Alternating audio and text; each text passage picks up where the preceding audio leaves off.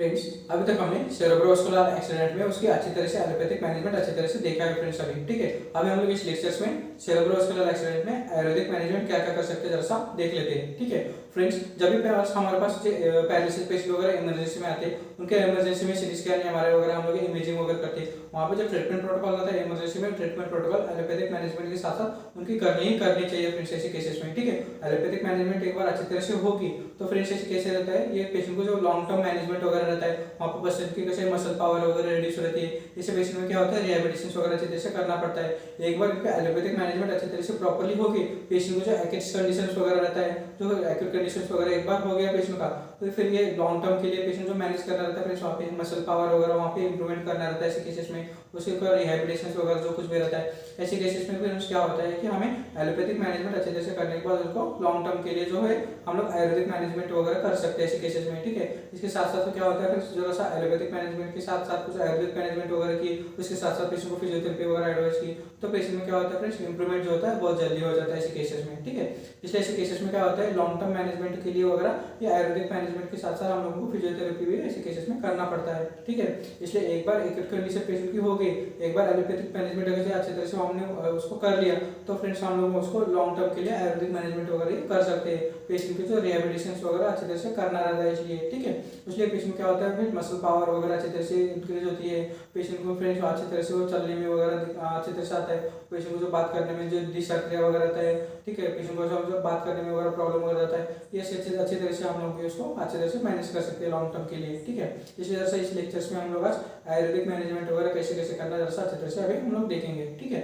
इसलिए फ्रेंड्स अभी हम लोग आयुर्वेदिक मैनेजमेंट पे सबसे पहले जो हमारा चरक चिकित्सा स्थान का जो रूल है फ्रेंड्स वहाँ पे, ठीक है, चरक चिकित्सा स्थान का जो चिकित्सा सूत्र है वो चिकित्सा सूत्र को हमें फॉलो करना रहता है ऐसे केसेस में, ठीक है।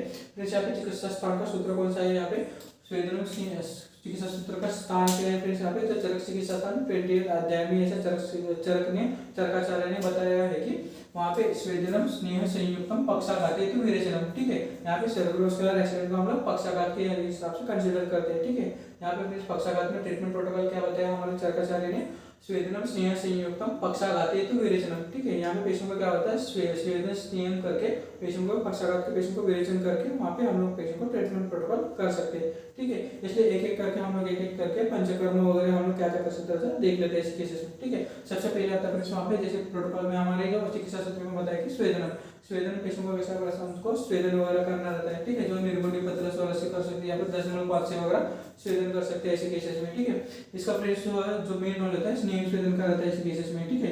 स्नेह स्वेदन से क्या होता है फ्रेंड्स पेशेंट की जो मसल पावर वगैरह रिड्यूस हुई है, मसल पावर वगैरह हम लोग रिड्यूस की है, उसका हम लोगों को मसल टोन वगैरह इस केस में बढ़ाना रहता है, ठीक है। इसलिए फ्रेंड्स क्या होता है पेशेंट में स्नेहन करना रहता है, स्नेहन बाला तिल से आप नारायण तिल से कर सकते हैं फ्रेंड्स। यहाँ पे सब पेशेंट में हम लोगों को स्नेहन करना रहता है क्या, नहीं, यहाँ पे क्या करना रहता है फ्रेंड्स, वहाँ पे समझो पेशेंट को मसल टोन वगैरह देखना रहता है, ठीक है। इनके समझो पेशेंट को मसल टोन वगैरह देखना रहता है ऐसे केसेस में, ठीक है।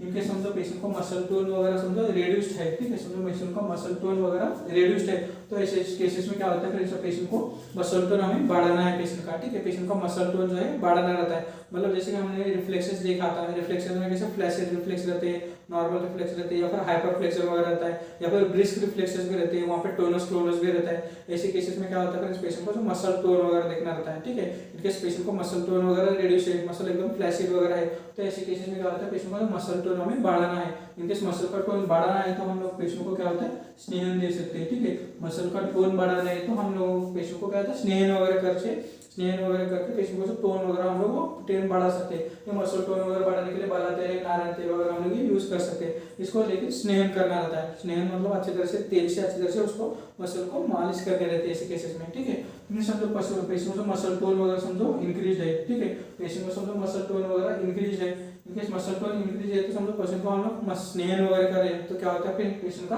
फिर से मसल टोन बढ़ जाता है, ठीक है, फिर से मसल का टोन बढ़ जाता है। इसलिए ऐसे केसेस में क्या होता है वहाँ पे हमें सम्मान करना रहता है, ठीक है, वहाँ पे हमें सम्मान करना रहता है। इनकेस मसल टोन वगैरह इंक्रीज है तो ऐसे केसेस में हम लोग सम्मान कर सकते हैं। सम्मान मतलब क्या होता है फ्रेंड्स हल्के से तेल से हल्के से मतलब मालिश नहीं करनी रहती, हल्के से तेल का एकदम सम्मान करना रहता है ऐसे केसेस में, ठीक है। इसलिए ऐसे पेशेंट को तो मसल टोन वगैरह देख के हमें स्नेहन करना है या सम्मान करना जरा सा देखना रहता है। इसमें स्नेहन को दो टाइप है, ठीक है, एक स्नेहन कर सकते हैं, स्नेहन सम्मान कर सकते हैं। लेकिन यहाँ पे मसल का जो टोन देख के हम लोगों को डिसाइड करना रहता है कि पेशेंट में स्नेहन देना है या फिर सामान देना है। ठीक है, ये हो गया कि स्नेहन वगैरह हम लोग ये कर सकते हैं। उसके साथ साथ पेशेंट में क्या, जैसे मैंने बोला कि फ्रेंड्स विरेचन देना रहता है। विरेचन मतलब क्या होता है फ्रेंड्स, वहाँ पे पेशेंट को जो वात रहता है हमारा, वात पकवास से जो है पेशेंट का वात जो है पेशेंट पकवास से जो हमारा मेन स्थान रहता है वात का। ठीक है, इसलिए पेशेंट को वात वृद्धि की वजह से पक्षाघात वगैरह हुआ रहता है, इसलिए वात को हमें रिड्यूस करना रहता है। इसलिए जो पेशेंट का जो पकवासगत वात को हम जो हमारे को जो वात बड़ा है, ठीक है, वात बड़ा है, वात वृद्धि हुई है, वात वृद्धि को हम उनको रिड्यूस करना रहता है। ठीक है, वात को प्रकोप होता है, प्रकोप को आपको रिड्यूस करना रहता है। इसलिए हम लोग विरेचन हम लोग यहाँ पे दे सकते हैं। विरेचन में एरोडेस्नी या फिर गंधर्वती की वगैरह यूज कर सकते हैं ऐसे केसेस में। ठीक है, विरेचन के लिए एरोडेस्नी या फिर गंधर्वती की वगैरह यूज कर सकते हैं। ठीक है, बाद में हम लोग उसको बस्ती चिकित्सा भी कर सकते हैं। ठीक है, वात वगैरह प्रकोप हुआ है तो उसको अच्छे तरह से उसको प्रकृत स्थान में लाने के लिए हमें वहाँ पे बस्ती चिकित्सा भी करनी पड़ती है। बस्ती चिकित्सा में फ्रेंड्स क्या होता है, एक दिन न्यूरो बस्ती देते हैं। न्यूरो बस्ती मतलब क्या होता है फ्रेंड्स, वहाँ पे काढ़े का बस्ती रहता है। ये 10 वगैरह बस्ती पेशेंट को देना रहता है, और पेशेंट को फ्रेंड्स वहाँ पे अनुवासन देना है, तो 3 दिन से दे सकते हैं। ठीक है, ये अल्टरनेट डे हमें वहाँ पे न्यूरो बस्ती, अनुवासन बस्ती ऐसा करके हम लोग योग बस्ती या फिर काल बस्ती वगैरह, योग बस्ती मतलब वहाँ पे पेशेंट को 7 दिन तक या फिर वहाँ पे काल बस्ती 15 दिन तक या फिर हम लोग एक ऐसा ट्रीटमेंट प्रोटोकॉल वगैरह बस्ती का कर सकते हैं यहाँ पे। ठीक है, ये एनिमा बस्ती मतलब क्या रहता है फ्रेंड्स, एनिमा टाइप प्रोसीजर रहता है, लेकिन वहाँ पे फ्रेंड्स क्या होता है, एनिमा टाइप पेशेंट को एक दिन काढ़े का एक दिन तेल का बस्ती देना पड़ता है। ठीक है, ये हो गया बस्ती चिकित्सा।